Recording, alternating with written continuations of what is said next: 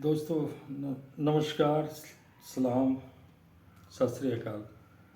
आप जुड़ चुके हैं अरविंद जी ऑफिशियल्स में।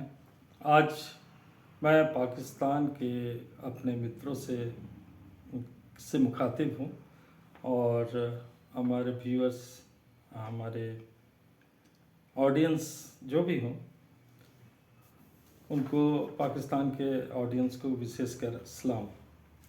एक्चुअली बात ये हुआ कि आज एक अब्दुल वही जी का इंटरव्यू हमने देखा। पाकिस्तान के एक इंटरव्यू लिया था मिस्टर पाल वाला, जो कि जीशान भाई हैं, जीशान हुसैन।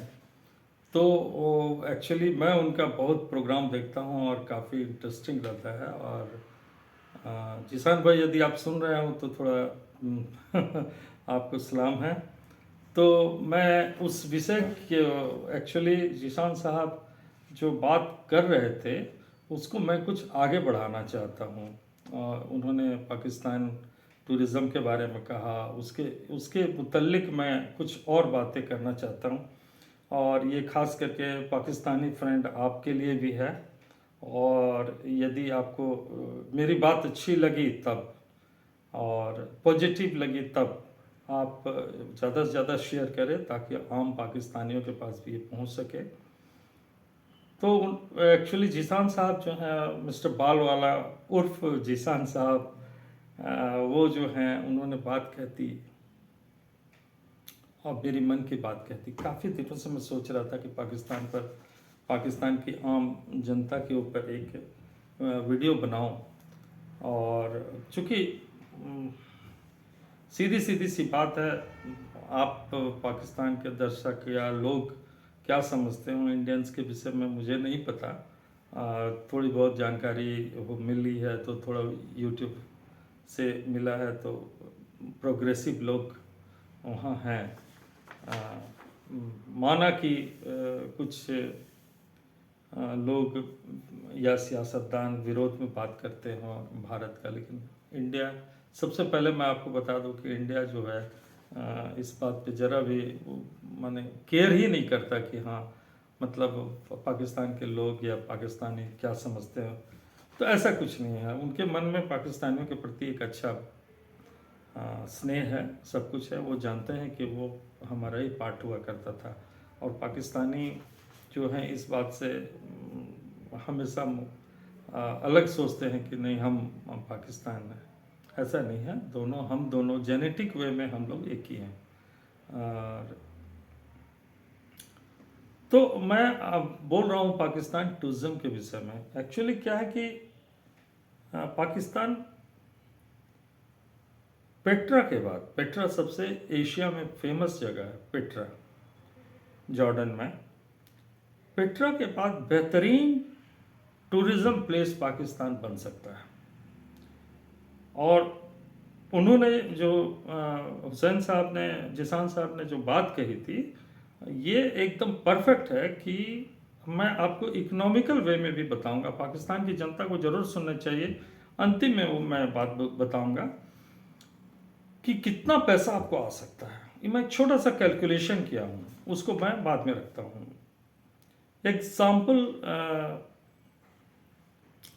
एक एग्जाम्पल के साथ मैं पाकिस्तान के लोगों को बताना चाहता हूँ कि सऊदी अरेबिया में एक अल उला जगह है। तो उन्होंने अल उला इस्लाम से अलग है, बिल्कुल डिफरेंट था। तो वो एंसेंट हिस्ट्री थी, उसको डेवलप किया। आप भी यूट्यूब में जाके देखेंगे अल उला टाइप की जगह सऊदी अरबिया, तो पता चलेगा।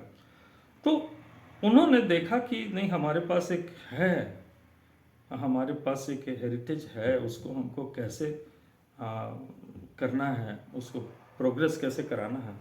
तो उन्होंने उसको बेहतरीन तरीके से आगे बढ़ाया।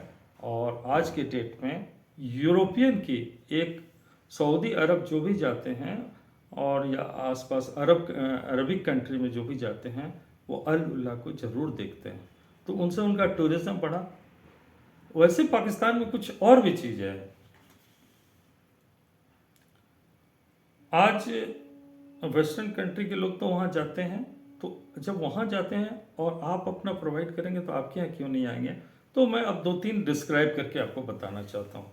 जैसे मैं पर्सनली, मुझे अगर कहा जाए तो मैं ये सोचता हूँ कि पाकिस्तान एक मिक्स इलाका है, जहाँ पर तक्षशिला है, बुद्धा बुद्धा तो आप समझिए कि बुद्धा, पाकिस्तान बुद्धा का ही है एक्चुअली।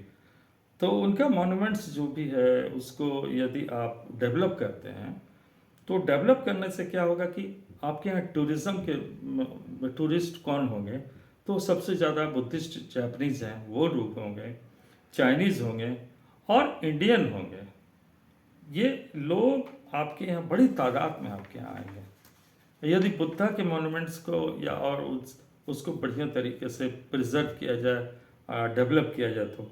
अच्छा, उसके बाद में आप आइए कि जीशान साहब ने जो कहा कि अगर लाहौर के वो जो पुराने बिल्डिंग्स हैं उसको यदि प्रिजर्व किया जाए अच्छे तरीके से, तो आप ये समझिए कि करोड़ों लोग हिंदुस्तान में पाकिस्तान से माइग्रेट करके आए थे, उनका दिल आज भी मैंने पाकिस्तान में आज है, क्योंकि उन मिट्टी वहीं की है, जन्म वहीं का है, रूट वहीं का है।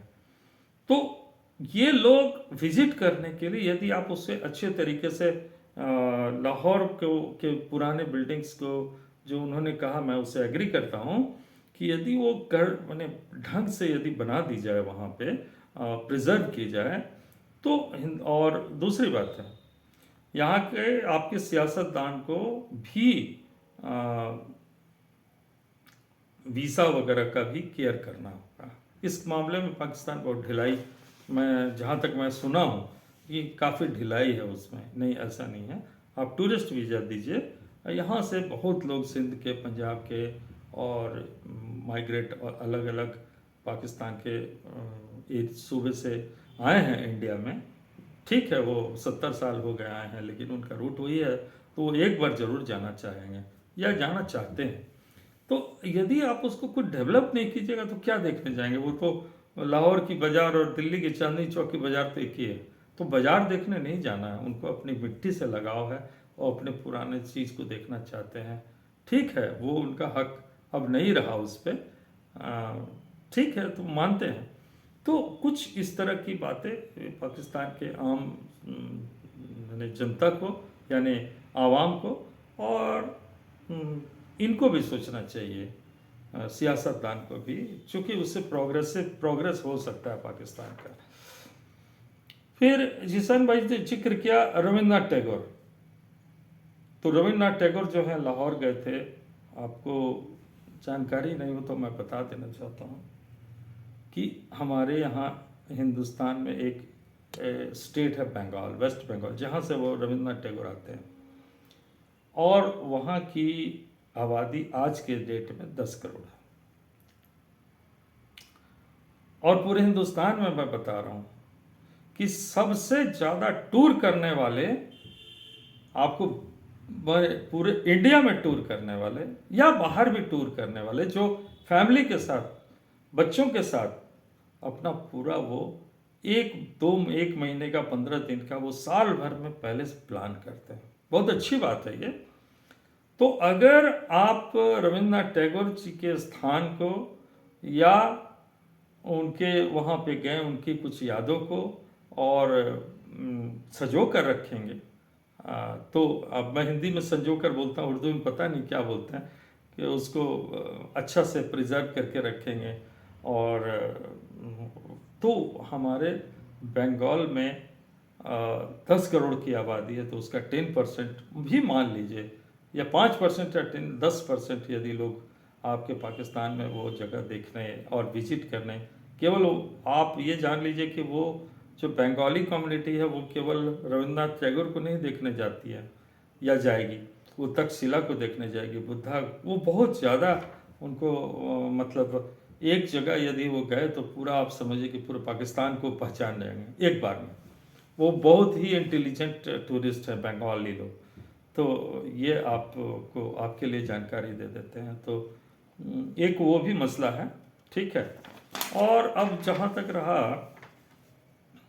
कि मैं आपको इकोनॉमिक में आ जाता हूँ कि पाकिस्तान इकोनॉमिक में कैसे डेवलप कर सकता है टूरिज्म पर। और मैं एक दूसरा रास्ता भी पाकिस्तान को बताता हूँ अपने मैं बहुत छोटा हूँ, छोटा आदमी हूँ, लेकिन ये जो मैं बात कर रहा हूँ ये अप्लाई यदि हो जाए तो पाकिस्तान की गरीबी नहीं बल्कि अमीर कंट्री हो जाएगा। मैंने पहले भी कहा है। तो आप 10% मान लीजिए टूरिस्ट हमारे बंगाल से ही केवल आते हैं।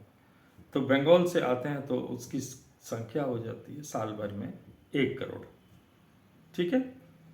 उसके बाद पंजाबी सिंधी जो माइग्रेट करके 70 साल पहले यहाँ आए थे वो भी वहाँ जाना चाहेंगे यदि उनको भी फैसिलिटीज दी जाए तो मान लीजिए पूरे इंडिया से 1 करोड़ और गए तो 2 करोड़ हो गए। 2 करोड़ के बाद मान के चलिए कि जापानीज वगैरह जो भी है बुद्धास कंपनी चाइनीज जापानीज जो स्पेशली बुद्धा के मोनूमेंट्स को और सारी चीज़ों को देखने के लिए जाएंगे यदि डेवलप हो गई तो मान के चलिए कि 50 लाख होगा। और जब सारा चीज डेवलप करने लगेगा तो यूरोपियन भी आएंगे। तो टोटल यूरोपियन देश को मैं मान लेता हूं सिर्फ 2 करोड़, तो टोटल हो जाता है 4.5 करोड़ टूरिस्ट। तो 4.5 करोड़ टूरिस्ट को अगर पाकिस्तान में जाते हैं और मान लीजिए कि आज के डेट में इंडियन रुपीस के हिसाब से 50,000 रुपए वो खर्च करते हैं पाकिस्तान में जाके। पाकिस्तान में खाना है, रहना है, घूमना है, ऑटो, गाइड, बहुत सारी चीज़ें। फिर टूरिज़्म स्टार्ट होता है तो बहुत सारी चीज़ें जुड़ती चली जाती है। तो आप ये मान के चलिए जो मैंने कैलकुलेट किया है 4.5 crore multiplied by 50,000, that means मैंने जो कैलकुलेट किया है क्या है सैकड़ा हजार, ये क्या है सैकड़ा 2250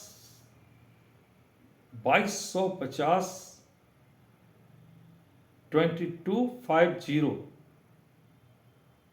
ये क्या है सैकड़ा हजार 10,000। अच्छा 22,500 करोड़ रुपया इन इंडियन रुपीस में कैलकुलेट किया मैंने कि पर ईयर आएगा। अब उसको मैं चेंज किया पाकिस्तान के मनी में। तो 3.42 हम देखें कि 1 रुपये का वैल्यू वहाँ पर इतना है तो वो हो जाता है 78,550 करोड़ रुपए। अब आप सोचिए कितना बड़ा अमाउंट है। 78,750 करोड़ रुपया। फिर से मैं बोल रहा हूं इंडियन पाकिस्तानी रुपीस। तो ये हुआ ये टूरिज्म की बात। अब आइए जो मैं चाहता हूं और पाकिस्तान की आवाम भी इस पर चर्चा करना शुरू करे। जिस तरह से आपका चाइना ने पाकिस्तान पर ग्वादर पोर्ट तक एक रोड डेवलप किया। क्या आपको याद है पहले Grand Trunk Road Sher Shah Suri ने बनवाया था, कलकत्ता से लेकर के वो अफगानिस्तान तक जाता था, काबुल तक। तो अगर पाकिस्तान उसी रूट को इंडिया को बनाने के लिए दे तो वो अफगानिस्तान तो जाएगा ही, उसके बाद उस रूट को कनेक्ट कर दिया जाए, ये जो पाकिस्तान जो चाइना का रूट है उससे कनेक्ट कर दिया जाए और उससे ईरान को फिर जोड़ दिया जाए और ये काबुल से लेकर के आगे इंडिया गवर्नमेंट अपनी बात करके और आगे भी बढ़ा दे तो सेंट्रल एशिया तक पहुंच जाएगी। और आपको ये पता है पाकिस्तान के आवाम पहले ये बात समझिएगा कि इंडिया कितनी बड़ी इकोनॉमिक भी है और कितना बड़ा वहां पर कस्टमर भी है।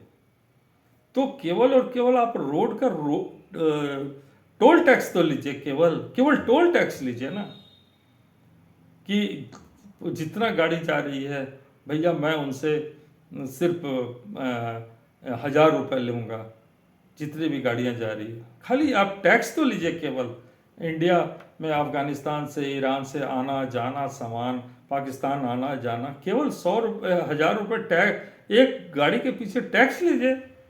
देखिए फिर ना आपको कुछ पैसा लगना है, वो डेवलप इंडिया करेगी रोड को, केवल आपको वहाँ पे। उसके बाद आप अपनी बाज़ार को देखिए कि कितनी बड़ी मैंने पहले भी कहा कि जोग्राफिकली पाकिस्तान बहुत इम्पोर्टेंट जगह पर है, लेकिन वो उन्हें ये समझ में नहीं आता कि तिजारत कैसे करें। मैं बता रहा हूँ तिजारत कैसे करें। इंडिया गवर्नमेंट से बात कीजिए, दोस्ती कीजिए, एक दूसरे के साथ मिल के चलिए, तो आप देखिए आप कहाँ से कहाँ पहुँच जाएगा। मैंने कहा है कि Pakistan will be the richest, one of the richest country in Asia. तो भैया ये अपना सोच था, और मैं उस भाई अब्दुल वही साहब और जिसान हुसैन और पाल वाला भाई, आपसे भी ये रिक्वेस्ट रहेगा कि हमारी और आपकी ड्यूटी बनती है कि पाकिस्तान की जनता को इन सब चीज़ों से अवेयर कराएं। तो मैं चाहूँगा कि आप भी जहाँ तक हो सके अपने इस वीडियो को प्रमोट करें। और वैसे जिसान हुसैन भाई, मैं आपका बहुत बड़ा फ़ैन रहा हूँ, ये आपको भी पता है, और आपकी जो वीडियोस देखता हूँ तो काफ़ी अच्छा लगता है। और लाहौर के विषय में मुझे कोई मैं वो दूर दूर तक लाहौर से रिश्ता भी नहीं है कि मैं माइग्रेट करके आया हूँ, ऐसी बात भी नहीं है, लेकिन इतिहास को जानना मेरा शौक़ है, और वहाँ के लोगों के बारे में जानना शौक़ है। बहुत सारी चीज़ें हैं, तो मैं चाहूँगा कि आप देखें। आगे फिर मिलते हैं। यदि वीडियो अच्छा लगे तो पाकिस्तानी आवाम से यह मैं ज़रूर रिक्वेस्ट करूँगा कि आप इस वीडियो को, यदि अच्छा लगता हो तो, यदि मेरी बात पॉजिटिव लगती हो तो आप ज़रूर इसे शेयर करें और सब्सक्राइब कर दे तो और भला। Thank you very much. फिर मिलते हैं कभी कोई विषय को लेकर।